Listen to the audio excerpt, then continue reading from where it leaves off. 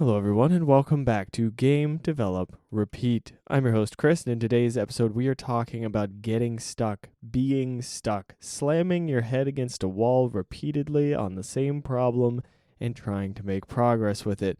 For those of you who've watched my stream, you know what I'm talking about. In video games and in game development, getting stuck is a very frustrating experience, and I wanted to explore it from both angles today. I want to talk about the moments in games where we hit a brick wall and go, why is the game designed like this? What am I missing? What is going on? Is there some button I'm missing? Is there some zone I'm supposed to go to? And the moments in programming and game development where we go, how am I going to move forward with this? What in the world could possibly be the solution to this problem? So without further introduction, let's dive in.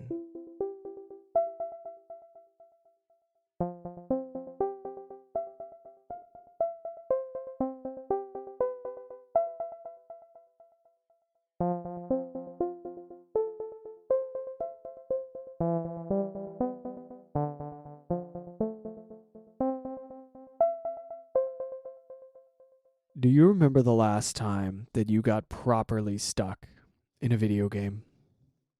Do you remember running into some challenge, some puzzle, some boss, whatever it may be, and just not knowing how to proceed or not being able to proceed? Maybe it was a puzzle that you've encountered in a game that you did not expect puzzles in, and it has not trained you on the puzzle mechanics, and you're not very good with puzzles.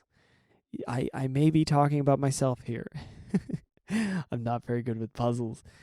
Maybe it's that, and you go, how am I going to get through this? Alternatively, you're playing a Souls-like game, and you're just getting slapped by the boss. You're just absolutely getting wrecked by this boss, and you're like, how am I ever going to get past this? Maybe there's some mechanic that you need to use that you're not used to using. Maybe now you got to learn how to dodge, and all you've been doing is blocking, or you've just been taking damage, and now you got to be more careful about how much damage you can take, depending on the game you're playing, and so on and so on. Maybe just an allegedly unfair difficulty spike in the game. Regardless of genre, do you remember how that felt? Was it exciting in any way? Was it mostly frustrating? Did you decide to avoid it? Did you avoid it by ditching the game, or did you avoid it by doing something else in the game? These are all really interesting questions for me, and I think they're really interesting angles to consider when we're talking about game design. I want to talk about a few more games, though, before we go into the design element of things. Let's talk about Morrowind. Elder Scrolls Morrowind, the predecessor to Skyrim, which makes me feel a bit old, but it is what it is. Morrowind was a marvelous game, and it's easy to forget the differences between it and its successors, right? Skyrim has fast travel. Oblivion has fast travel. Oblivion pretty aggressively points you towards the next quest. I think it even has quest markers. I'm not quite sure if I remember that. Skyrim definitely does. Morrowind is pretty fast and loose with the aid that it gives you throughout the game. If you're looking to get somewhere in Morrowind, it's not so straightforward, right? I am a man who relies heavily on a GPS. I cannot navigate the world without a GPS. I know, it's not a good thing, but I need it. I need it. I am like a deaf bat without wings when I don't have my GPS. I can't get anywhere. It's baffling to me. So when I tell you that I love Morrowind, and then I explain to you how navigation in Morrowind works, I need you to understand how significant that is. Because I'm so bad at navigating, and this game does not give you all of the incredible shortcuts and helpers and features and GPS-esque things that modern games give you. Morrowind says, oh, you don't have a GPS? That's fine. At the end of the road, you're just going to ask this guy for instructions, for directions. Just pull over and ask for directions, man. That's Morrowind. And then the guy says, oh, you're going to want to go, oh, you're trying to find that the inn at the end of the road. Okay, yeah. So it's not actually at the end of the road. What you're gonna do is you're gonna go a few blocks, and there's a big rock, and it's got some spray painting on it. Now it's a really big rock. I mean, you'll know when you'll see it. There's a few medium-sized rocks before, but this one's big, and it's got some spray paint on it. It changes sometimes, but the local kids have been spray painting it, so there'll be some graffiti. And you're going to want to take a left right before the rock. The rock is like on an intersection, so you're going to want to take a left. It's a sharp left. The straight ahead can look a little bit like left. No, you're taking a sharp left. And you're going to see a stream along the right side. So you want to follow that stream. So just whenever there's a turn that follows the stream, take that turn for a while. And then eventually you're going to see some lights on the right side. And one of them's burned out. You're going to want to turn left at the burned out light. That's the kind of directions that you get in Morrowind. You go to the tavern, you ask somebody, they say, oh, you're trying to get to this crypt. Here's how you get there. And then you go. It's not marked on your map. At least I don't remember it being marked on your map. You'll have like a quest log that has like some details about what you've heard from places and what your objectives are, right? But it's very loose. It's very messy. And there's no fast travel. Well, there's fast travel systems and they're fantastic, but there's no click on the mini-map teleport somewhere system, right? There's a couple mage spells that are handy. There's in-world reasons why you're able to teleport places. It's not just a convenience feature, but it is. It's tied into the world, right? It's a lore consistent convenience feature that you have to make some sacrifices to use. Why do I go on about all of this? Because I frequently got lost in Morrowind as a child. My God, I don't have a sense of direction. I have no idea where I'm going, so I would just get lost. I would just get so lost. But the beautiful thing about Morrowind is when you get lost, there's interesting stuff. There's this beautiful world around you that's freaking fascinating and weird, and has like these insect creatures and weird plants that you can pick up, and these piles of mud that stand up and start attacking you. Oh, it's a mud crab. It's not actually a rock. My God, I'm under attack out of nowhere.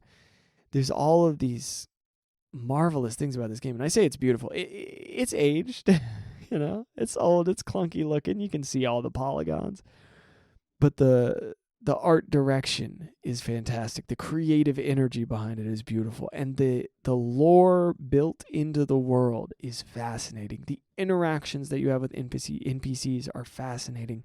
The additional quests that you pick up while you're lost and wandering are interesting. So what if you don't remember what the main quest is when you've got this fascinating storyline unfolding right before your eyes in this town that you never expected to be in because you got lost while you were searching for a tomb, followed the coast in the wrong direction because you're dumb, you're a child, and you don't know your left from your right, and now you're in a fishing village, right? There's so many cool things that can happen in this game. Unfortunately, it doesn't have fishing. You know about my obsession. Well, there's no fishing, so that's too bad. But there's so many cool things that can happen here. And you don't really get stuck, but it runs the risk of you getting stuck, right? There are going to be players who aren't fascinated by these things. There are going to be players who aren't that interested in the things that I was interested in. And they're going to go, I'm really trying to get to this one place and I can't get there, and it's getting really frustrating and I'm stuck and it's driving me insane. I want to progress the main quest, right? And that's a danger. And I think that we avoid that danger a lot, or I should say the industry at large avoids that danger a lot by putting in, quest markers and ways to teleport around, and all these convenience features and quality of life improvements are nice. But we do lose something in that process. So there's a different school of game design here to some degree, or at least a different angle on level design and mechanic design and what have you, where you say, yeah, you know what? There's a chance that some of the players are going to get lost and confused, and we're going to lose them on this. And we're okay with that because there's this world that they get to explore if they're open to it, Another game that did this brutally, it was EverQuest. This one's pretty brief, but I remember my brother played EverQuest, and he got lost in the city and was starving to death begging other players for food, and somebody gave him dung cookies. And then he ate them, and he ended up dying anyway of starvation. But this was like his onboarding experience with EverQuest. He like started playing it and had this happen because he couldn't navigate the freaking city. He just kept getting lost deeper and deeper in this labyrinthian city. And there you go. Now you're dead. You know? That's a rough time. But it created this amazing story that I remember to this day about my brother becoming like a lost beggar in an MMO. That's so cool. That's so interesting, right? And I love these sorts of things. But then he did get thoroughly stuck in the city and ended up dying, right? Like he didn't have a great experience with it. It did make for a great story, but it made the game very intimidating. And if a game is very intimidating, that's something, you know? There are games that are really intimidating that people love, but if you're making a really intimidating game, it can be scary. So what am I getting at with this whole thing about getting lost? I just think it's such a good angle to look at getting stuck from. Because if you get fully stuck, it's not a good experience. If you get fully stuck, it's very frustrating, right? And you can just bang your head against the wall over and over and over. If you've seen me stream, you know what I'm talking about. I do this all the time in both programming and gaming, where I run into a boss or something and I go, okay, we're just going to keep hitting my head against this wall. And somebody's like, you can explore other stuff. And I'm like, no. I'm doing this. And then eventually I go explore other stuff, right? This is a common problem, right? Slamming into a problem that is too difficult for you, a challenge that is a little too much at the moment, and then you try to overcome it, and then you reach a breaking point, and can I overcome this or not? And if the answer is no, you need an option to do something else, I think. I like an option to do something else. I'm not saying that's the only way, but I do like it. I like that Elden Ring has done this. It gives you this challenge and it says, do you want to take on this challenge or do you want to go do something else, huh? What are you going to do, buddy boy? What's the angle? Breath of the Wild, Tears of the Kingdom. They give you so many different options to explore. You can run into a challenge and you can go, all right, well, I'm coming back to you later. And it's great. Now, what is it about this that's so important to me?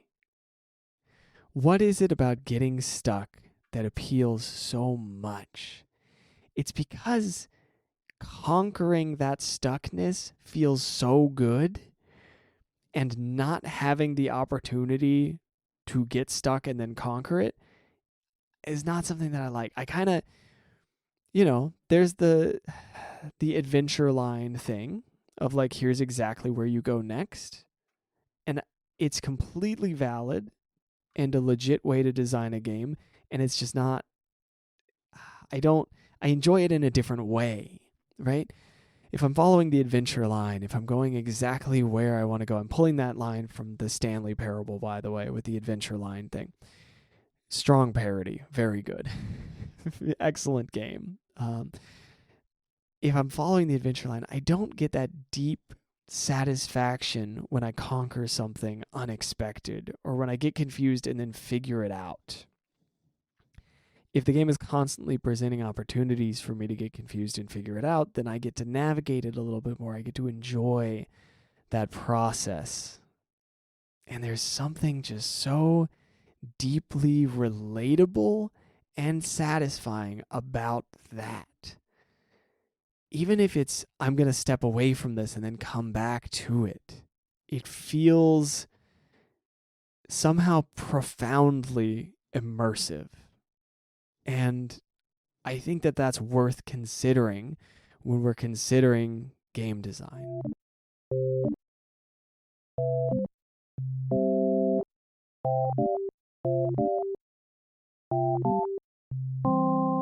Now, this is sort of turning into a love letter to getting stuck in video games and getting lost and having this sort of open design philosophy where the player is able to get confused and run into unexpected challenges. But I do think it's worth considering ways to avoid getting stuck, right? I do think that certain types of getting stuck are horrific and awful and shouldn't be in the game, right? You don't want a bug that gets the player stuck. You don't want such poor communication on your user interface that the player has no idea what to do. You don't want the classic the tail is attack when the tail is up, it's going to counterattack line from Final Fantasy VII, where your translation is so bad that it gives the incorrect directions to the player and tells them to do the opposite of what they should do. Right? You don't want these sorts of problems, of course. Now, do you want to allow players to hit a brick wall that they have to overcome in a specific way? Sometimes, maybe. It's going to depend, right? But I think that should be a conscious choice. I think there should be a conscious decision between, is this a brick wall, or is this a moment when the player has options to back down? Is this a moment of, you need to either conquer this challenge or quit playing the game? Or is it a moment of, here's an extremely difficult challenge. You can go do some other stuff if you want to, but you will have to conquer this eventually, right? What are we going for here? What is the angle on your game design? What is the preference that you have? Do you want the player to ever get stuck? Maybe yours is a story game. Maybe yours is a pleasant adventure. Maybe it's something where you're doing a simulator. You're building something up. You're doing something comforting. You're doing something that's not really about challenge in this way, but maybe it's about efficiency, optimization, all of these things, right? This conversation's about a specific type of game, I feel. This doesn't apply to everything. This idea that getting stuck can be good, I mean, if you're doing a visual novel, you don't want to get stuck. That doesn't really make sense, right? But if you're doing a Souls-like, then it's something to take into consideration. If you're doing an open world RPG, it's something to take into consideration. If you're just making a very challenging arcade-style game, then there are some really interesting questions that pop up, right? Is it a grind that you do to move forward? Are there alternative stages? Are there alternative classes to explore? When you hit this sticking point, is the only option to play this specific class, this specific way, this many times to unlock the new thing that allows you to break through this barrier? Because that seems like a question you really need to ask yourself to see if it fits in with your broader design for the game. Is it going to make the game more fun? The other aspect of this that I want to talk about is getting stuck during development. Not the whether or not you want to make players get stuck and all of this stuff. It's an interesting conversation, but I think we've kind of covered the basis on all the bases on this, right? But what do you do when you get stuck? We're talking about the players, but there are so many times in game development when you hit a wall, when you are working on something and you go, oh, buddy, I don't know what to do about this. This is infuriating, right? Same thing as when you're gaming. You're like, this is crazy. I just wanted to make a game, and now I'm running into this weird issue with like transferring over to a different engine, right? You're like, I just wanted to work on this, and now I have to do this advertising thing that I wasn't expecting. You might have these strange problems pop up that feel like they're not part of what you're trying to do, but they are. It's the puzzle in the adventure game, right? It's I was trying to make a game and now I have to deal with contracts or something. How are you going to navigate that? Because you're going to run into it. I'm going to run into it. It's going to happen. Maybe not contracts, but there's going to be something that you don't want to be part of your game development journey, and you're going to have to deal with it. Now, one of the beautiful things about the game development journey is that it is like the Elden Ring of creative pursuits. You're out here, you're going, okay, I really got to beat this boss. I got to beat this boss. I got to beat this boss. I can't beat this boss right now. It's driving me crazy. Okay. Time to work on this other boss a little bit. I can't figure out this programming problem. It's driving me completely off the wall. I'm going to work on some pixel art. I'm going to work on some audio. I'm going to develop some marketing skills. I'm going to work on this other thing. I'm going to work on whatever. You can do something else. And this is something I struggle with. I get told so frequently in my Twitch stream, Chris, you're making it worse, essentially, right? Chris, you're banging your head against the wall, my man. You gotta back down on this a little bit, mostly in the gameplay. But I think that, okay, let me rephrase this. That's what I take away from it, because I do that, and people go, hold on, just think through what you're doing, and then I'll just keep trying the same approach, like fighting a boss in a game, and a very wise viewer will be like, hey, Chris, you gotta think about it. If you take a second and think about it, you'll get through it. And inevitably, I take their advice for 5 seconds, and I beat it in like 2 more attempts, right? I think I do this in my coding as well. I get stuck on one particular solution. I get stuck on one particular problem, and I go, oh, I want to do it this way. I want to do it this way. I want to do it this way. There are like 5 other solutions that are fantastic that I just haven't thought about, you know? Your game's scope is out of control. There's probably a bunch of solutions, you know? There's probably a bunch of options that you haven't considered, but you're locked in. I'm talking to myself now on this idea that you're so interested in, so passionate about, that you're not able to see other versions of the idea that you will like just as much. You're just so locked in on this one version of the idea. And if you look at the other versions, you'll be able to assess which one's best and which one's most viable and which one has the best scope and all of this stuff. But you got to step away from the brick wall for a second. You got to stop banging your head against it. You got to look at it and you got to go, I can just walk around it. That's crazy. Or, oh, there's a brick wall right over there that I can just hop over. And it's still a little difficult, but I can just jump over that one. I have the skills necessary to climb that one.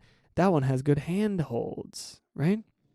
You get to the other side and you're like, oh, I can just keep moving forward. Right? This is such a moment in game development, in game design. It's such a repeating problem. It happens constantly. But I think the beauty of it, and maybe the beauty of making this episode, maybe this is why this topic came up for me, so that I could recognize this connection. In the same way that I get horrifically lost in Morrowind and have no idea how to navigate anything, but then I find incredible things all around me, and I go, my God, what a beautiful world this game has. This is incredible. In the same way, when I'm working on a game and I get lost and confused and stuck and locked in and I go, I have no idea what I'm supposed to do to get where I'm going. If I look at the world around me and I look at all the things I'm learning, I can go, my God, what a beautiful world this is. What an incredible set of skills I get to explore and learn and develop. And I'm making a game and I'm working on pixel art and there's so many cool things going on, and I can just keep exploring these cool things.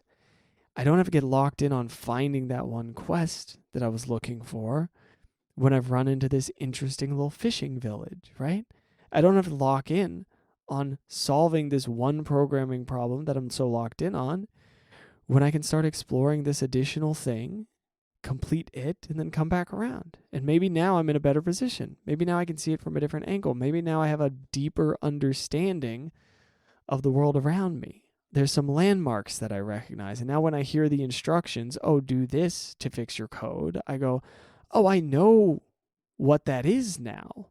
You know, the guy who told me to go down the street, look at the big rock, and go left, turn at the big rock, in Morrowind, right? Giving me those obscure directions. The code equivalent, somebody says, oh, use this thing and then use a singleton for this or whatever. And I go, oh, I know how to do that now because I've explored and I've done this other thing and now it's all connecting for me. Does that make sense to you? Does that click for you? I'm sorry if it's a bit of a personalized rant there, but what I'm really trying to convey here, to put it in a simple, tight, easy to remember little chunk of knowledge, is when you're stuck, when you're lost in a game, you can still enjoy the game because you're exploring so much cool stuff. In the same way, when you're lost or stuck working on your project, you can still enjoy the project because there's still so much cool stuff to work on and explore. You know, maybe even more, because this project hasn't been designed for you. You're the one designing it. You can't be mad at the game designers here. You're the game designer. You can decide how you approach this project. You can decide whether or not you are stuck. There's any number of side quests you can go on. There's not just one quest. I'm really talking to myself here, but hopefully you find it useful as well. Quick development check-in. First off, if you've got anything going on with your development, feel free to hit me up and let me know. I've got the Gmail, Anxious Buddha Games, and we've got the Discord. As far as my development is going, I'm working on this. I'm working on this major project. I'm doing a full-on fishing game. We'll see where we go with it. I've got some basic combat concepts working. I'm starting to build a little fish selector, kind of an encounter start menu. There's a couple like basic JRPG style visual drafts. I've got ideas. I need to further expand the gameplay concept, or further construct the gameplay concept, I should say. I've got some design ideas already kind of figured out, but I need to make them. And that's where we're at with the game design. If you want to watch me develop my game, I'm doing it on Twitch. I'm doing some stuff off Twitch. But Monday, Wednesday, Friday, you know the deal. 2 p.m. Eastern is when I start, at least for now. Maybe somebody will hear this episode years from now, and maybe the schedule will have changed. I'll probably put some kind of update somewhere. Who knows? But that's where you can watch if you want to. Let's close things out.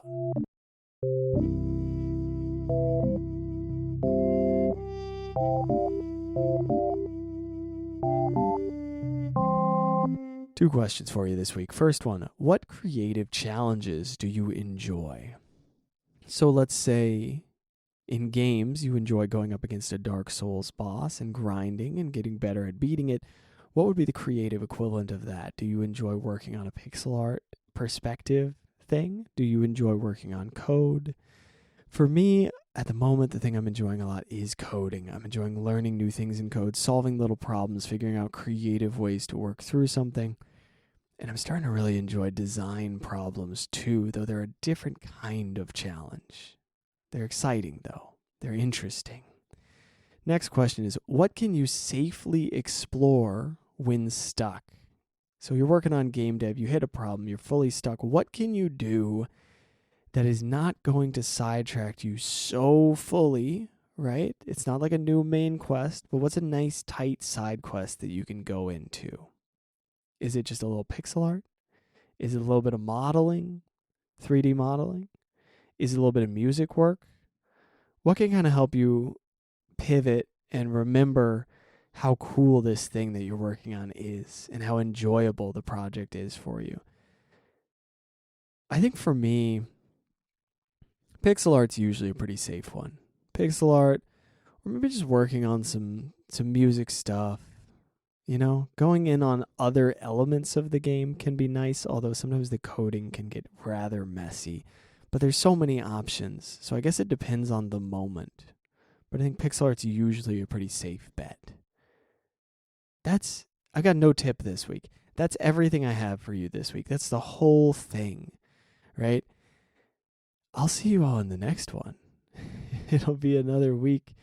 And I'll see you then. Or maybe I'll see you on Twitch if you're one of the people who's hanging out watching and watching me struggle and watching me get stuck. You know how it is. It's a good time, though. It's just part of the process, you know? Sometimes it's frustrating. In fact, a lot of the time it's frustrating. But we do it anyway because it's also enjoyable and it's exciting, right? Anyway, get out there, make some stuff, and have fun with it. I will see you in the next one. Bye-bye.